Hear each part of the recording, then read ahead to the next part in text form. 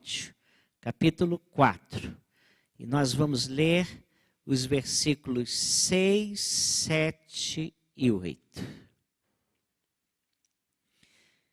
Muito bem.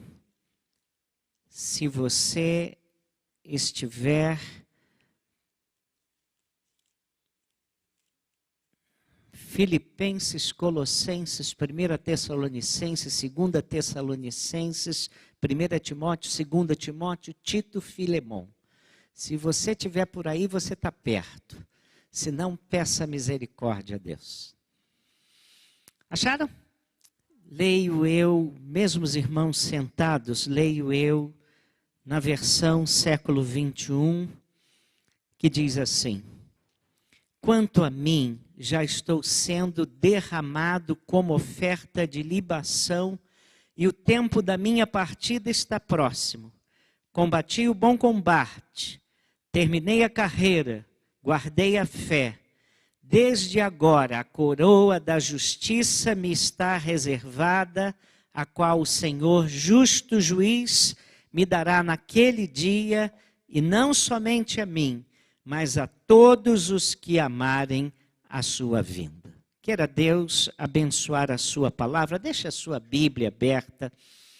A vida de um homem realizado. Na verdade, eu queria fazer uma retrospectiva, como Paulo faz, da sua vida, e a gente vai ver que o apóstolo Paulo foi um homem realizado. Quase sempre que falo nessa passagem, e eu descobri que essa passagem de 2 Timóteo 4 foi a passagem mais pregada por mim neste púlpito. Eu devo já ter pregado uns 18 a 20 sermões nessa passagem. Mas quase sempre quando falo nela, ressalto o seu contexto. Esse foi o último documento escrito pelo apóstolo Paulo. Ele a escreveu do cárcere. A sentença de condenação que o levaria a ser decapitado já havia saído. E ele estava aguardando a morte. Tanto que ele diz assim: já chegou a hora de eu ser sacrificado. Ele está dizendo isso na versão que eu li de outra maneira. Já estou sendo derramado como oferta de libação. O tempo da minha partida está próximo. E ele está dizendo: olha, já vou deixar logo, logo a minha vida aqui. E algumas pessoas, quando saem da vida, quando percebem a proximidade da morte, saem da vida praguejando. Outras saem da vida chorando. Outras com muito medo. Algumas, e não poucas, saem da vida frustradas. Mas Paulo vai deixar essa vida aqui, e a palavra dele é a palavra de um homem seguro e realizado. É a palavra de alguém que viveu bem, alguém que viveu feliz. E não é sem razão que alguns psicólogos se reuniram e eles elegeram Paulo o homem mais feliz do mundo. Tudo porque lá em Filipenses ele diz que já aprendi viver tanto com muito quanto com pouco. E agora ele termina a sua vida e termina a sua vida falando palavras de confiança. E talvez essa seja uma das questões mais importantes para o ser humano. Mas, infelizmente, o ser humano não pensa na hora da sua partida. Não pensa na hora em que ele terá de sair de cena. Todos nós um dia vamos ter que sair de cena. Dizem que há duas grandes certezas na vida: impostos e a morte. Vamos pagar impostos até o fim, seja o governo que for. E vamos morrer a um dia marcado em que nós vamos também, a hora de sair de cena vai chegar. Todos nós vamos morrer, e a questão é essa: como é que nós vamos sair? como crentes em Jesus Cristo, todos nós temos essa mesma esperança do apóstolo Paulo. Eu gosto muito de viver, eu gosto muito de curtir a vida, eu gosto de estar com a minha esposa, eu gosto de estar na minha casa, no meu lar, com os meus filhos. Eu gosto muito dos meus filhos, eu gosto da minha igreja, dessa igreja, eu amo os irmãos, eu gosto daquilo que eu faço, eu me sinto um privilegiado por ser um pregador do Evangelho. Eu gosto de um bom livro, eu gosto de boa música, eu gosto de uma boa comida. A vida para mim é muito boa e muito bonita, mas eu fico pensando que no dia em que eu sair de cena, eu sairei para ver o meu Salvador. Eu sairei para ver, estar face a face com aquele por quem eu preguei durante muito tempo da minha vida, daquele a quem eu anunciei para muita gente.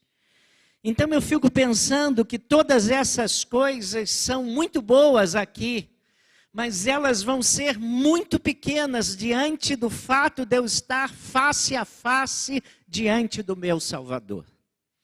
Há um hino do cantor cristão que diz assim: passarinhos, belas flores querem me encantar. O irmão Jorge já disse que não gosta desse hino, porque o hino diz assim: tenho de Jesus saudades. E um crente que tem saudade de Jesus não anda orando, não anda ficando na presença do Senhor Jesus numa vida espiritual intensa. Não é isso, irmão Jorge, que o irmão fala? Então, é estranho um crente dizer que sente saudade podendo estar com o Senhor Jesus. Mas esse hino, para mim, tem um outro problema. Eu queria muito que os passarinhos e as belas flores me encantassem, mas o que me encanta e me amarra e quer me amarrar no mundo não são os passarinhos nem as lindas flores. São outros valores que muitas vezes querem me puxar para o mundo. Mas o cântico diz assim: passarinhos, belas flores querem me encantar, ó vão terrestres esplendores, não quero aqui ficar. Mas essa é a certeza da pessoa que se encontrou com a graça de Deus. E ela então diz: quando eu sair de cena, eu vou sair para um lugar muito melhor. Segundo os estudiosos, é provável que essa carta, que entre a escrita dessa carta que foi feita à mão e a decapitação do apóstolo Paulo, tenha havido um curto espaço de tempo, talvez 3 meses de vida. E ele olha para trás e faz uma retrospectiva da sua vida. E ele começa dizendo que foi a sua vida e ele está se despedindo com júbilo, jubiloso, com alegria. Machado de Assis, num dos seus livros, ele fala de um personagem. E esse homem, quando sabe da sua morte, o comentarista diz o seguinte: saiu da vida como ela entrou, e por ela passou, sem ser notada. Foi um homem que passou pela vida e ninguém notou que ele existia. Há pessoas que vivem e só são notadas porque são exóticas. Onde passam, nós notamos que há alguma coisa assim para chamar a atenção. Outras são notadas porque fazem ou fizeram alguma besteira. Alguns anos atrás, lendo um momento devocional, o comentarista dizia assim: não queira fazer parte de uma notícia de jornal. Diz: crente não devia sair em notícia de jornal. Eu li aquilo e falei: mas por quê? E ele, no argumento dele, disse o seguinte: você já reparou que o jornal só fala coisa ruim? Você não tem notícias positivas no jornal. Você tem notícias negativas. Então ele dizia assim: então, por favor, você é crente? Não saia no jornal. Irmãos, é triste dizer isso, Mas há pessoas que, se não tivessem existido, não fariam nenhuma diferença. Há outras que, se não tivessem existido, o mundo teria sido até melhor. Hitler, por exemplo, o mundo seria muito melhor sem beira-mar e os beiras-mares da vida.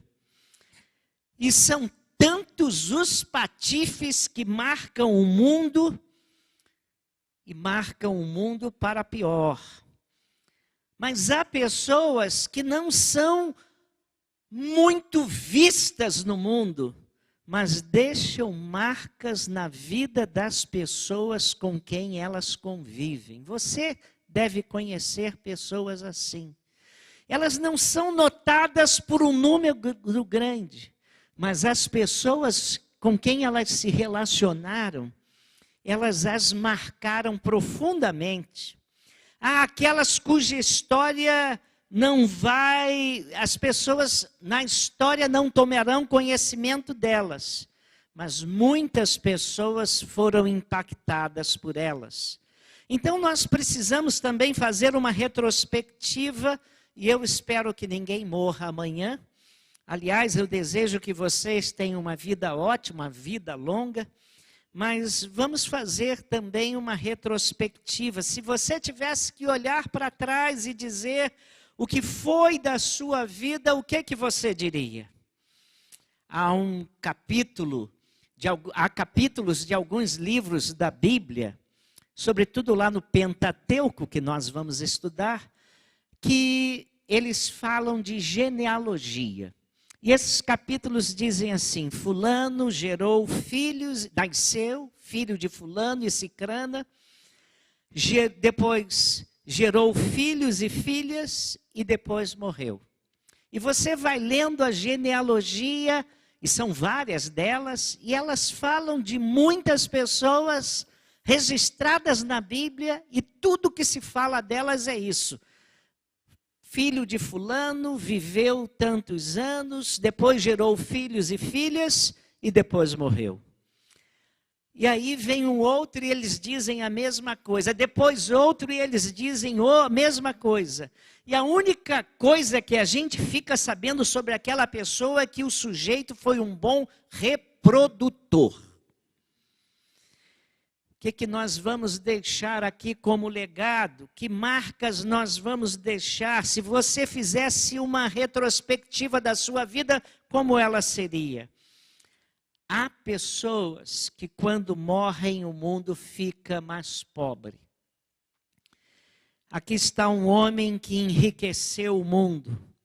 A figura do apóstolo Paulo é tão rica que se diz que ele fundou o cristianismo. De Jesus é dito que ele fundou a igreja, mas foi Paulo quem sistematizou o ensino de Jesus. Foi ele que correu o mundo organizando dezenas de igrejas num trabalho impressionante. Foi ele quem doutrinou e encarnou na sua vida mais do que ninguém. Não houve outra pessoa que encarnasse mais a vida de Jesus e o ensino de Jesus.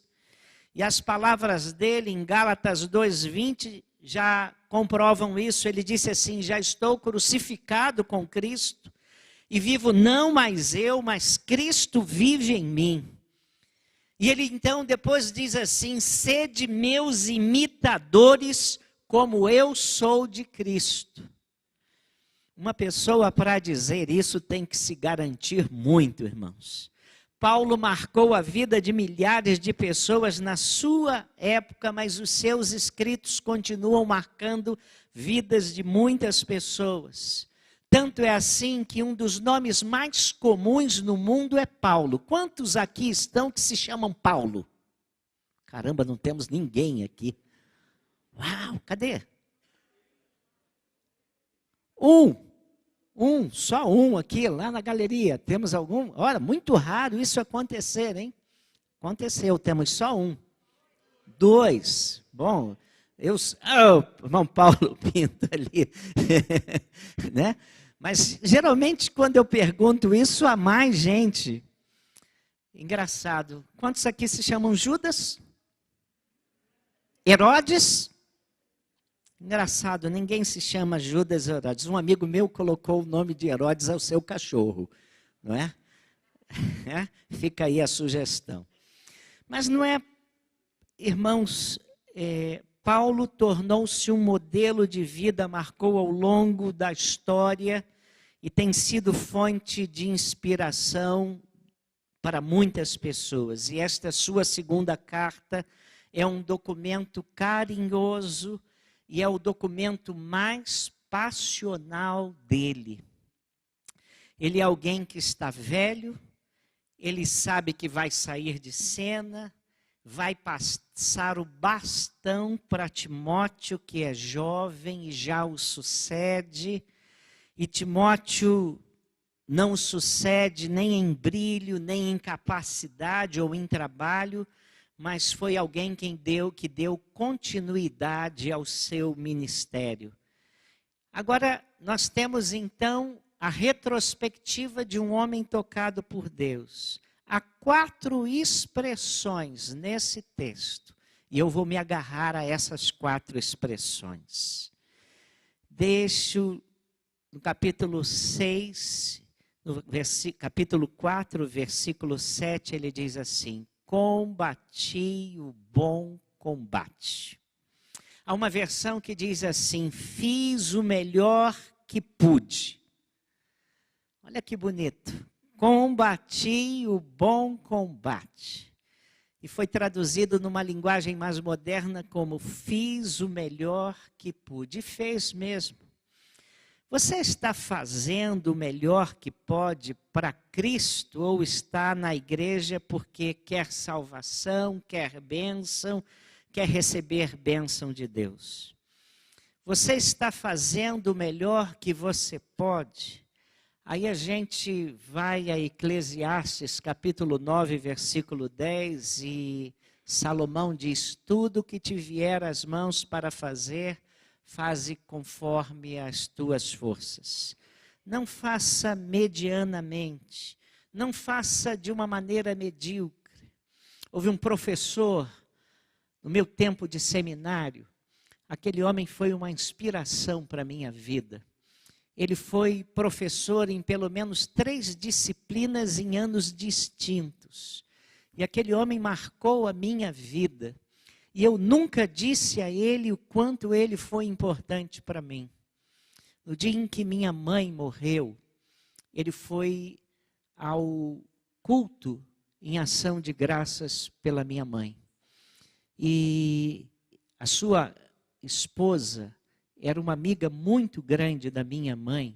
Minha mãe foi líder do trabalho batista feminino do Rio de Janeiro. E ele, acompanhando a sua esposa, foi lá. E depois da cerimônia, ele veio me dar um abraço. E quando ele vinha me dar um abraço, eu me lembrei que eu nunca tinha dito para ele o quanto ele foi uma bênção para mim. E uma inspiração. Eu morava perto do seminário e eu não era interno. Eu saía 5 minutos antes de começar, mas às vezes querendo conversar com colegas saía até um pouco mais cedo. Então chegava lá às 6h30, as aulas começavam às 7. E toda vez que eu subia pelo lado de trás do seminário, lá na Tijuca, eu passava e via a sala dos professores. Cada um tinha a sua sala. E a sala daquele professor, às 6h30, estava sempre acesa. E na aula ele dizia assim: hoje de manhã, quando eu estava consultando tal autor, eu me lembrei que ele estava dizendo na obra tal. E eu passava ali e via que todas as outras salas estavam apagadas, mas a dele continuamente, bem cedo, estava acesa. Aquele homem foi uma inspiração e nunca tinha dito para ele. Então eu aproveitei aquele dia e falei para ele: professor, eu nunca falei para o senhor como a sua vida e os seus ensinos me fizeram bem. Eu queria dizer, e comecei a contar algumas coisas para aquele homem. e fiz um elogio dele na frente da esposa. E eu notei que os dois ficaram alegres. E quando ele saiu, eu falei assim, graças a Deus, ele veio falar comigo, mas eu pude falar com ele. 3 meses depois ele faleceu. E quando eu recebi a notícia do falecimento dele, eu disse assim, eu falei. Eu disse para ele, eu não lembro bem tudo que o irmão significou para mim, mas sabe o que eu associo à vida do irmão? Excelência. O Senhor me ensinou que para Deus a gente faz o melhor. A gente pode não ser o melhor, mas a gente faz para Deus o melhor que a gente sabe fazer. Foi esse o maior conceito que o Senhor passou para mim. E aí o apóstolo Paulo está assim, combati o bom combate, fiz o melhor que pude. Não seja medíocre. Aliás, Jeremias 48:10 diz, maldito aquele que faz a obra do Senhor relaxadamente. A obra de Deus não se empurra com a barriga. O serviço cristão não é algo que se faça quando nós não temos mais o que fazer. Isso é um desafio para que nenhum de nós seja acomodado. Hoje a gente vê muito crente pedindo, Senhor, faça o melhor por mim, Senhor. Senhor, faça alguma coisa por mim, Senhor, abençoa a minha vida. Mas o que é que você tem feito pelo Evangelho? Quando a gente vai ao livro de Malaquias, fiz menção disso em uma mensagem alguns domingos atrás. Há uma queixa de Deus em Malaquias. É quando Deus reclama, quando o povo vinha lhe trazer sacrifício, e Deus dizia para eles, vocês me trazem um animal roubado, mas roubado da boca de uma fera. Era um animal, uma ovelha, um carneiro que foi atacado por um lobo ou por um leão, e o pastor correu lá, e de alguma maneira, por algum susto, o lobo e o leão fugiram. E agora o animal está muito mal, e ele vai morrer, e a pessoa diz assim, já que ele vai morrer, vamos oferecer a Deus. Já que ele vai morrer, eu vou dar para Deus. Eu vou dar uma pré-carniça para Deus. Já que não me serve mais para nada, eu vou dar para Deus. E, irmãos, quantos de nós fazemos isso? O que você tem feito por Jesus Cristo? Você pode dizer, eu fiz o melhor, eu tenho feito o melhor. Talvez você tenha grandes expectativas daquilo que a sua igreja pode fazer por você. Mas o que você anda fazendo pela sua igreja? Porque muito do conceito de vida cristã que nós temos hoje é o que Deus pode fazer por mim. E aí em Atos 20, no versículo 35, é o apóstolo Paulo se despedindo da igreja de Éfeso. E ele disse assim, em tudo tenho mostrado a vocês que é trabalhando assim que podemos ajudar aos necessitados. Lembrem-se das palavras do Senhor Jesus, é mais feliz quem dá do que quem recebe. Um pastor de uma igreja bem elitizada contou que um dos membros daquela igreja evangelizava sistematicamente moradores de rua. Um dia ele encontrou um rapaz morador de rua, e aquele rapaz, no outro domingo, voltou, e na hora do dízimo e da oferta, aquele rapaz deu uma oferta de R$2. Ele vendeu um pacote de balas, e R$20 era o seu lucro, já há algum tempo atrás. E então, ele veio à igreja. Ele estava muito agradecido com tudo que Deus estava fazendo na sua vida.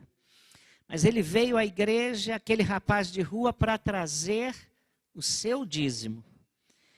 Pode ser que aquilo que ele trouxe, aquelas moedas, tenha alegrado mais o coração de Deus do que altos valores de dízimos que tenham sido entregues naquele dia, naquele culto. Porque ele estava agradecido, porque há 2 meses e meio ele já não fumava crack, porque ele encontrou Jesus Cristo.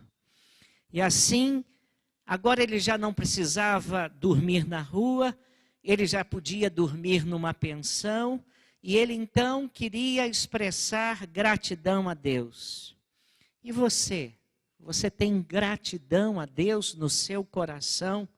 Você que não mora na rua, você que não ganha 20 reais, você tem gratidão no seu coração, e você então, com gratidão no seu coração, pode dizer: eu tenho feito o melhor que eu posso, eu faço o melhor que eu posso para Deus. Será que é assim a sua retrospectiva? Eu tenho feito o melhor para Deus? Tenho combatido o bom combate? Você tem feito para Deus o melhor que você pode? A segunda expressão que nós encontramos nesse capítulo 4, versículo 7, combati o bom combate, terminei a carreira. E na versão da linguagem de hoje diz assim: cheguei até o fim. Fiz o melhor que pude, cheguei até o fim. Essa é a segunda expressão. Terminei a carreira. Ele não caiu pelo caminho. E há muita gente que tem muita iniciativa, mas nenhuma acabativa. Saul teve um início fulminante, e Saul parecia que ia ser um rei extraordinário sobre Israel. E quando nós lemos a história do rei Saul, é um desastre completo. Ele começou bem, mas terminou muito mal. Parecidíssimo com alguns jogadores de futebol que a gente vê. Eles são contratados com tanta pompa e circunstância. Aí vemos o sujeito, ele dá um beijo na camisa, e eu me lembro sempre de Armando Nogueira, que dizia o seguinte, que ele ia criar um código de ética para o futebol. E disse o seguinte, que jogador que fazendo um gol beijasse a camisa tinha que ser expulso. Era esse o primeiro ponto dele, porque era muita hipocrisia, porque ele beija a camisa de todo jogo, todo time que ele joga.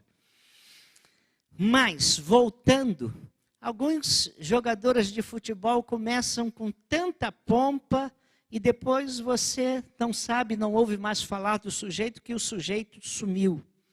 Gente que começa triunfantemente, mas termina sem nenhum gás.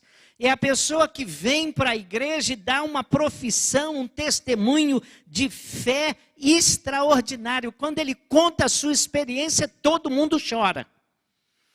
Mas depois a gente chora de vergonha pelo tipo de história que ele continua narrando com a sua vida. Ele vai caindo pelo caminho. Caem aqueles que têm visão errada. Caem aqueles que não entenderam o que o apóstolo Paulo entendeu, que a vida cristã é uma vida de serviço. Caem aqueles que querem viver uma vida na sua própria força pessoal, sem depender de Deus. E aí a gente vai a Isaías 40, e a gente pode ler Isaías 40, versículos 28, 29, 30 e 31, que são versículos conhecidos nossos. E eu então leio esse texto para os irmãos perceberem o que eu quero dizer. O profeta diz assim: não sabes, não ouviste que o eterno Deus, o Senhor Criador dos confins da terra, não se cansa nem se fatiga? O seu entendimento é insondável. Ele dá força ao cansado e fortalece o que não tem vigor. Os jovens se cansarão e se fatigarão, e os moços cairão. Mas os que esperam no Senhor renovarão as suas forças, subirão com asas como águias, correrão e não se cansarão, andarão e não se fatigarão. Eu me lembro de um pastor, que era pastor lá no norte do Brasil, e ele disse que o secretário executivo dos batistas naquela sua região era um homem de 76 anos de idade. E todas as vezes que ele precisou sair com aquele homem de 76 anos de idade, e ele era muito mais novo, aquele homem tinha um vigor tão grande. Uma vez eles foram num culto de inauguração, de organização de uma nova igreja, e ficava no alto de um morro. Eles deixaram o carro lá embaixo, e aquele homem de 76 anos estava subindo aquela morreba com um vigor, com uma força, e ele dizia: pastor, calma, vai mais devagar. E ele falou: devia ser totalmente ao contrário, eu que devia estar puxando e o homem dizendo para mim: calma. E aquele homem era uma inspiração, e ele chegou para esse pastor e disse assim: pastor, deixa eu dizer uma coisa, eu quero morrer fazendo. Eu não quero morrer numa cama ouvindo o relatório dos outros, não. Daquilo que os outros estão fazendo, eu dou graças a Deus, porque Deus tem me dado forças. E aquela igreja foi organizada ali, e ele deu apoio àquela igreja no início da sua organização. Hoje aquela igreja deve ter por volta 500, 600 membros, mas o que impressionava era a capacidade de trabalho daquele pastor que era executivo daquele campo. Deus dá força, que bonito. Alguém disse que Deus, que Cristo não se simpatiza com os desistentes. Vou repetir, estranho isso, né? Que Jesus Cristo não se simpatiza com os desistentes. E com que ele baseou essa palavra? As palavras de Jesus dizendo assim: aquele que lança a mão do arado e olha para trás, não é digno do reino, não é digno de mim. O reino de Deus não é um reino de covardes. E aí a gente tem uma simples constatação histórica e sociológica. Quem faz a história não são os fracos nem os covardes. Quem faz a história são aqueles que não têm temor, são aqueles que são destemidos e que não desistem. Quem faz as histórias são aquelas pessoas que são chamadas muitas vezes de loucas, mas são aquelas que são obstinadas, insistentes e que não desistem nunca. Alguém disse que, ao contrário, há crentes que só se parecem com galinha d'Angola. Como é que diz galinha d'Angola? Há crentes que ficam falando: estou fraco, estou fraco, estou fraco. Não é? Mas quem faz história são os insistentes. Você iniciou a carreira cristã, assumiu um compromisso com Cristo.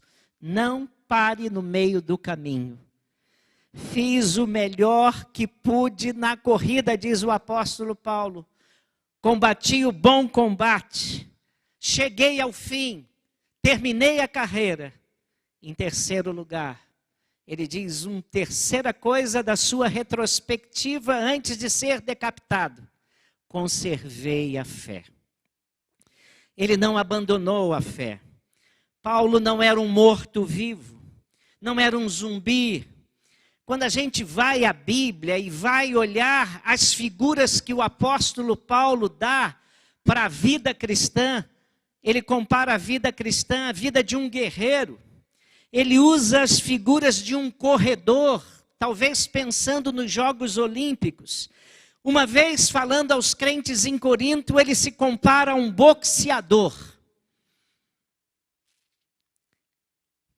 E ele também, escrevendo a Timóteo, ele diz para Timóteo: Timóteo, você é um agricultor, você é um soldado. Mas ele nunca usou a figura de um filósofo. Parou para pensar nisso? Jesus nunca usou a vida cristã como um filósofo que fica na mão, no queixo, meditando, refletindo sobre as perspectivas do Evangelho. Ele olha para crente com vida cristã saudável, é alguém engajado. Esse é um desafio também para nós. Manter-nos firmes na fé, ficarmos firmes na fé. Eu estou vivendo uma nova época aqui nessa igreja. Eu não sei se os irmãos já repararam.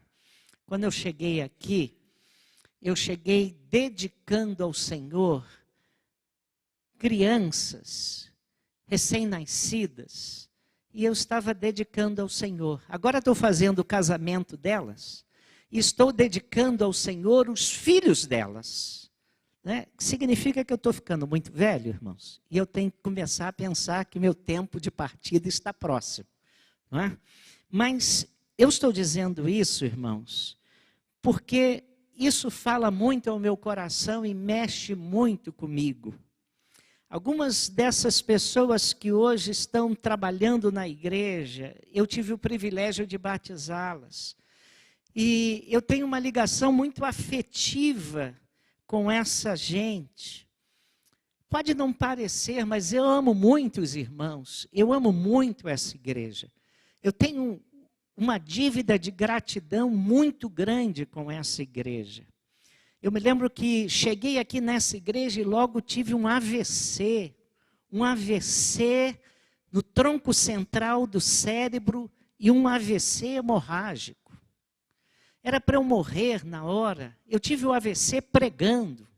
Num domingo de manhã, eu tive o AVC e todo mundo pensava que era um AVC isquêmico. E durante 2 dias eu fui medicado por um AVC isquêmico. No 3º dia veio o resultado que era um AVC hemorrágico no tronco central do cérebro, a zona da vida.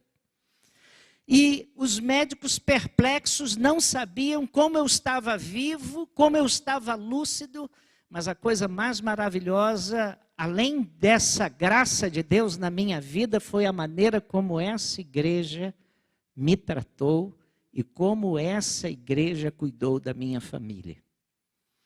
Os adolescentes se cercaram dos meus filhos e não deixaram os meus filhos sozinhos. A direção da igreja cercou-se da Jane. Jane não ia ouvir nenhum médico sem que estivessem lá 2 ou 3 líderes da igreja do lado dela.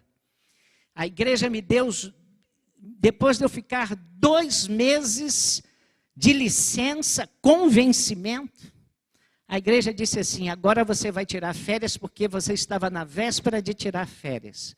Eu tive que pedir, por favor, para que a igreja me deixasse pregar.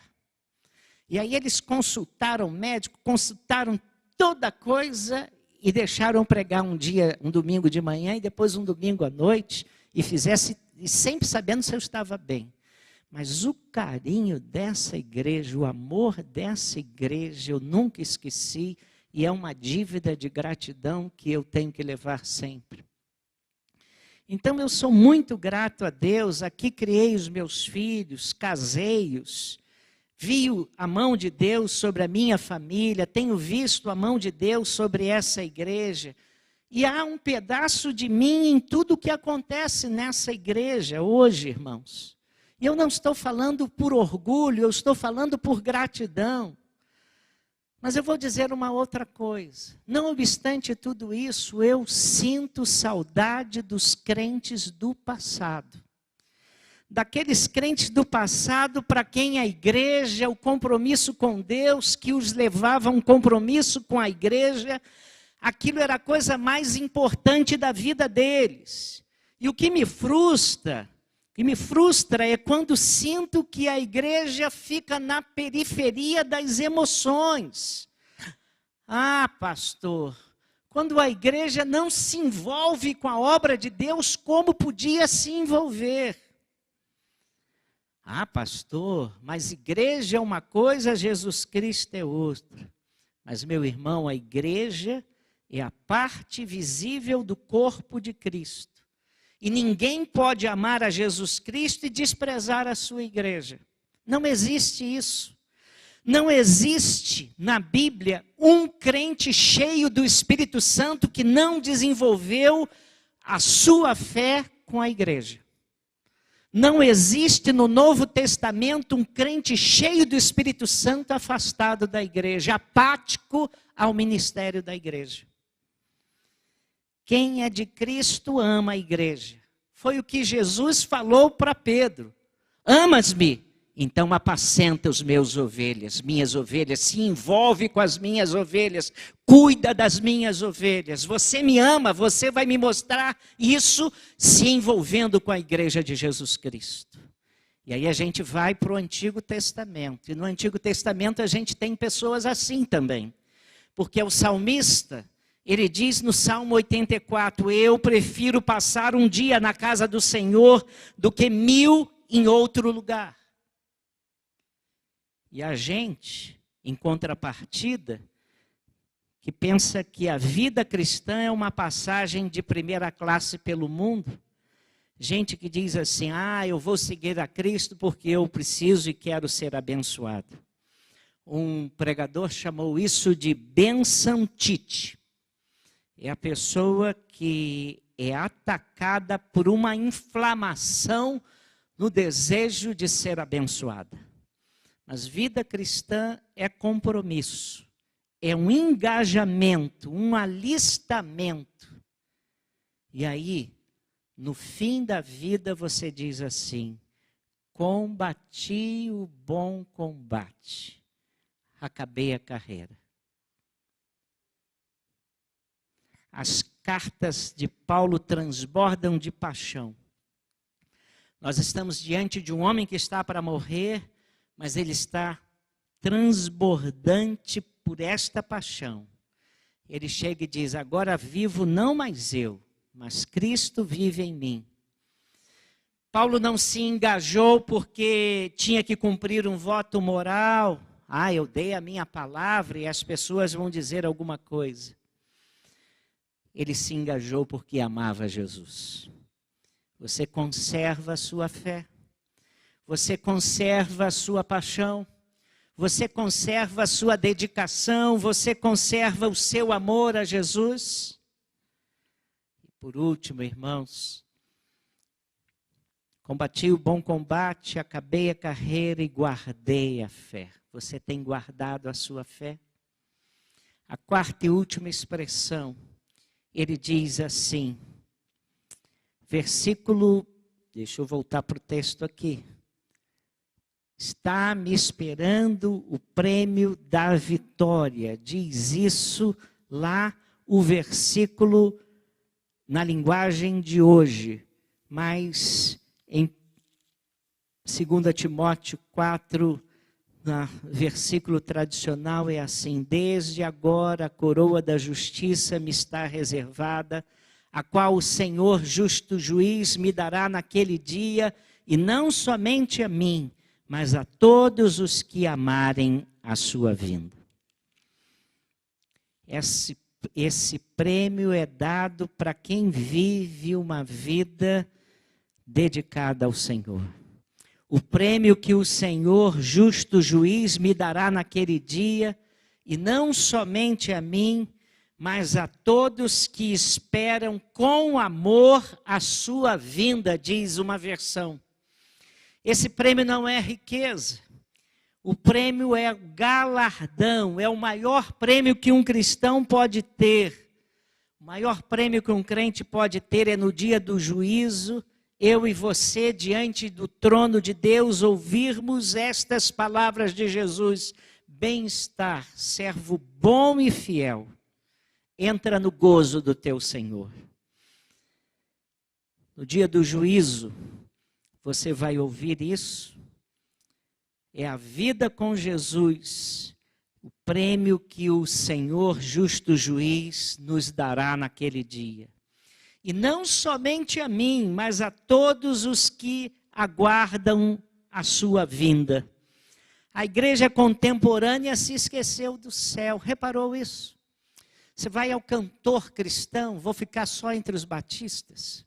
Você vai ao cantor cristão, vai lá para o hinos 490 até os hinos 517 e 21, o tema são hinos que falam do céu, da vida do cristão pós-morte. Aí os batistas produziram HCC, e eu não posso criticar, eu gosto do HCC, Cenário para o Culto Cristão. Minha irmã foi uma das colaboradoras, meu sobrinho também. Mas eu não posso negar e dizer que o HCC deve ter uns 5 ou 6 hinos sobre o céu. A gente fala muito pouco sobre o céu hoje. Mas como o cantor cristão falava do céu, os nossos cânticos atuais, os chamados antigos corinhos, que hoje nós chamamos de louvor, também falam um pouco do céu. Aliás, quando morre um crente nas nossas igrejas, nessas igrejas que não cantam mais hinos, elas não sabem muito bem o que cantar, porque os nossos autores atuais não falam do céu, não falam do prêmio de um crente.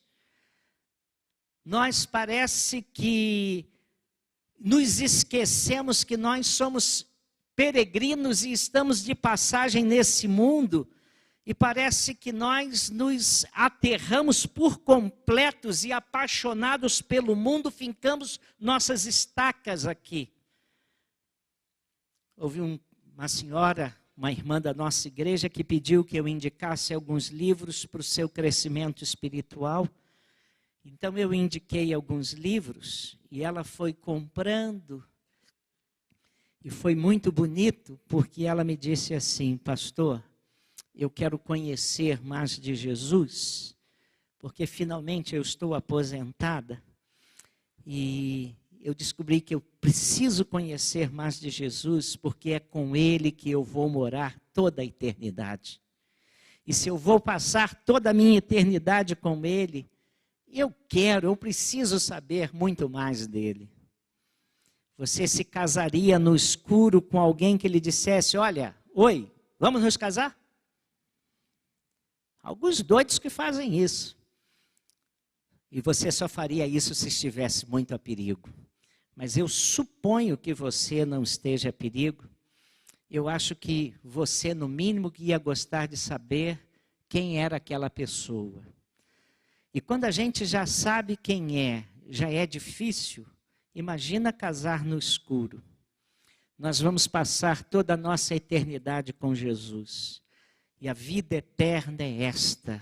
A gente se esquece disso. Jesus, na oração sacerdotal, em João 17, versículo 3, ele disse assim: a vida eterna é esta, que eles conheçam a Ti, o único Deus verdadeiro, e a Jesus a quem Tu enviaste.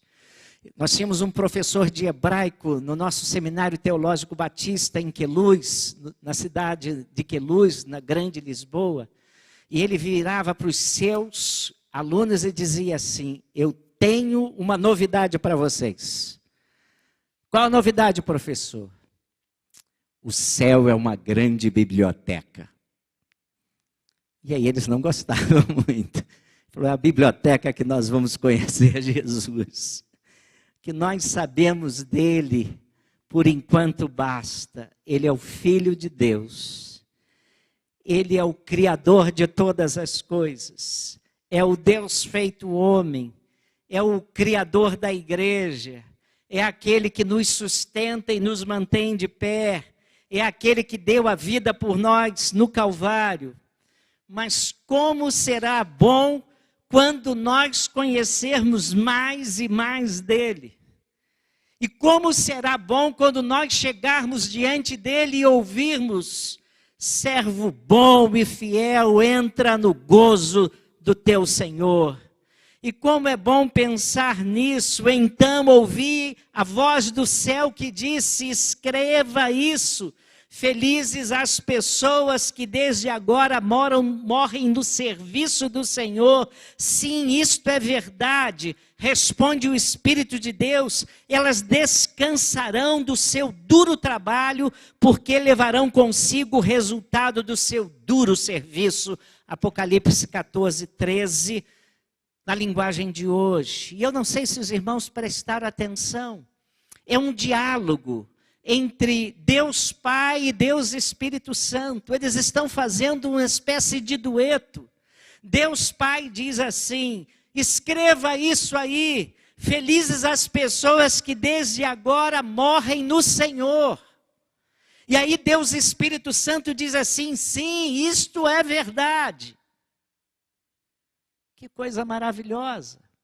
É Deus Pai e Deus Espírito dizendo para nós: olha como é feliz a pessoa que morre no Senhor, que morre em Cristo, lavada pelo sangue do Cordeiro. E eu quero dizer para os irmãos, eu tenho notado que eu estou muito mais perto da sepultura do que do berço, né? E vai chegar um dia em que eu vou partir. E algumas pessoas talvez fiquem tristes com a minha partida. Eu espero que minha família pelo menos fique triste. Mas, irmãos, no dia em que eu fechar os meus olhos aqui, vai ser um dia fantástico para mim. Porque quando eu fechar os meus olhos aqui, eu vou abri-los diante do meu Pai. E aí eu vou ouvir dele, espero ouvir: servo bom e fiel, entra no gozo do teu Senhor. Sabe o que isso vai acontecer com o meu coração? Isso vai compensar uma série de coisas. Ouvir bem, estar servo bom e fiel, vai ser uma das maiores bênçãos da minha vida. Mas há pessoas que vão ouvir servo mau e negligente. Alguns anos atrás, surgiu uma publicação de uma pessoa que estava entrevistando um índio. E perguntaram àquele índio, convertido porque um missionário foi à tribo indígena e falou-lhe de Cristo: você tem certeza do céu? Tenho certeza do céu. E o que você vai fazer quando chegar ao céu? A primeira coisa que eu vou fazer quando chegar ao céu, eu vou me ajoelhar e louvar a minha salvação e o meu Salvador. Mas há uma segunda coisa. Eu vou procurar aquela pessoa que sustentou o missionário que foi me falar de Cristo. E vou lhe dizer: muito obrigado. Muito obrigado. Porque você foi o canal usado por Deus para que alguém me falasse de Jesus. Eu vou procurar, se o missionário partir antes, eu vou também lá, mais uma vez, agradecer a ele, a instrumentalidade dele para a minha salvação. Mas eu vou adorar a Jesus e vou agradecer as pessoas que foram usadas para a minha salvação. Como é que nós podemos ser úteis? E quantas coisas nós podemos fazer pelo reino de Deus? Então a pergunta é: como está sendo a sua vida? Quando a gente vai para a Bíblia, o epitáfio de Acasias já veio com uma apresentação. Se o seu epitáfio fosse escrito hoje, qual seria? Talvez fosse assim: aqui jaz fulano de tal, ganhou dinheiro, foi famoso, teve bens, foi uma boa pessoa. E se for isso, desculpa que eu lhe digo, que vidinha medíocre você teve. Quando vou ao cemitério, eu devo ser meio sofredor, eu gosto de ler lápides. E se puderem dizer de você: marcou vidas, você pode dizer: não vivi em vão. Aqui está a palavra de um homem realizado. Combati um bom combate, acabei a carreira, guardei a fé, desde agora a coroa da justiça me está preparada, e não somente a mim, mas a todos aqueles que amarem a sua vinda. São palavras de um homem que sai de cena, não com ombros arriados, mas sai de cena com sentido de missão cumprida. Sai de cena sob holofotes. Como do você sair de cena, como sairá? Eu não sei quando nem como, mas quando sair de cena, desejo do meu coração é que você também ouça as palavras de Jesus. Servo bom e fiel, entra no gozo do teu Senhor. Que cada um de nós seja um servo bom e fiel, para que saiamos daqui desse mundo com pompa e dignidade. Algumas pessoas, antes de morrer, dizem assim: olha, eu quero ser cremado. Outros dizem assim: não, eu quero que você me leve para o sepulcro lá da minha terra. Outros dizem: eu quero, irmãos, no dia que eu morrer, o que fizerem com o meu corpo, não estou nem aí. Tá? Se você achar que vai dar muito trabalho, faz o mais barato. Tá? Porque não estarei mais aqui, estarei com o meu Senhor. Irmãos, que Deus nos abençoe. E o desejo do meu coração é que você possa dizer como o apóstolo Paulo. Vamos dizer todos juntos? Combati o bom combate, acabei a carreira, guardei a fé. A coroa da justiça está preparada para aqueles que amam o Senhor Jesus. Que Deus nos abençoe.